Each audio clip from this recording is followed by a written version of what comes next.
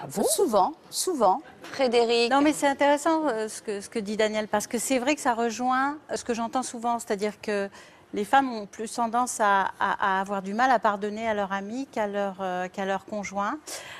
Parce que vous l'avez très bien expliqué, dans l'inconscient collectif, c'est comme si la trahison amoureuse était plus familière. Je ne dis pas que c'est bien, mais elle est plus familière. C'est ce que vous venez de dire. Exactement. Les hommes, voilà.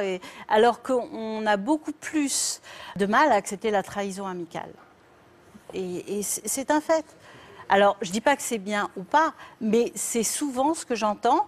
Et par ailleurs, je pense que c'est aussi une manière d'excuser son conjoint. Souvent, quand on a encore des sentiments, c'est plus facile de rejeter toute la faute sur l'autre et de la diaboliser pour que la relation aussi soit peut-être envisageable par la Oui, mais suite. là, dans ces cas-là, en tant que thérapeute, vous dites quoi, vous?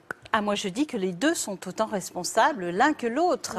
C'est-à-dire qu'ils étaient deux pour passer à l'action et être conscients des conséquences que ça pouvait avoir. Je ne dis pas qu'il n'est pas responsable. Oui. Lui s'est excusé, parce que je l'ai... Pareil, hein, je l'ai piégé aussi. Hein. Il a tout avoué, alors qu'elle disait qu'il n'y avait eu que des embrassades.